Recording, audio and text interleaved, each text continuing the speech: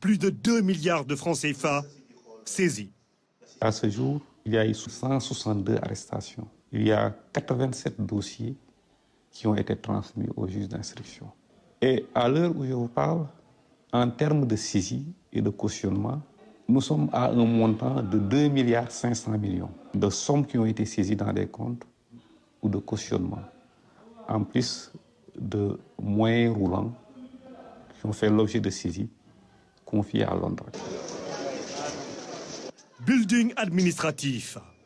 6e étage. Le directeur des affaires criminelles et des grâces nous indique que le PJF est un outil qui vient consolider l'état de droit et marque une rupture avec les autres instruments connus jusque-là. Ce qui différencie le pôle judiciaire et financier de la CREI, c'est que d'abord la CREI, elle n'était compétente que pour le délit d'enrichissement illicite à titre principal.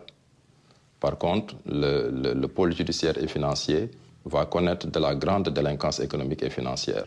Il sera donc animé par des magistrats spécialisés, et qui seront assistés dans le cadre de l'exercice de leurs fonctions par des assistants de justice qui sont également des experts dans des domaines aussi divers que la finance, la banque, l'informatique, les marchés publics.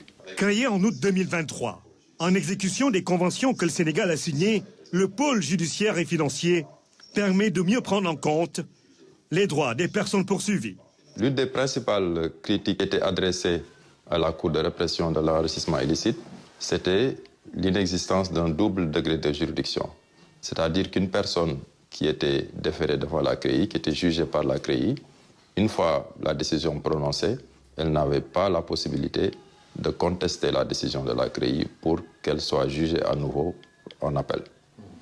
Avec l'institution du pôle judiciaire financier, cette question est désormais réglée. Il y a des personnes qui ont été convoquées, inculpées, qui ont été cautionnées et qui ont bénéficié d'une liberté provisoire. Par ailleurs, mais lorsque l'on est convoqué au niveau du pôle judiciaire financier, ce n'est pas seulement en qualité d'inculpé. On peut vous convoquer, mais pour vous entendre pour une raison.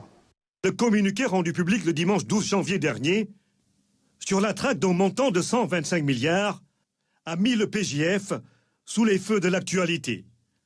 Reddition des comptes, règlement de compte pour certains, le procureur du parquet financier se veut droit dans ses textes. D'abord, il y a des dossiers que nous avons reçus venant des unités d'enquête. Nous avons également reçu des dénonciations pour lesquelles des suites ont été données. Mais nous avons reçu des dossiers de l'OFNAC. Nous avons également été saisis récemment de certains dossiers de la CENTIF. Mais pour le pôle judiciaire, pour le parquet financier, nous nous inscrivons dans une logique de transparence pour qu'à chaque fois que de besoin, que l'information soit portée à la connaissance du public en respectant toutes les règles relatives à la présomption d'innocence et aux droits de la défense. Loin des commentaires, ces magistrats chevronnés entendent dire le droit et relever au quotidien le défi de l'impartialité. Autre instrument.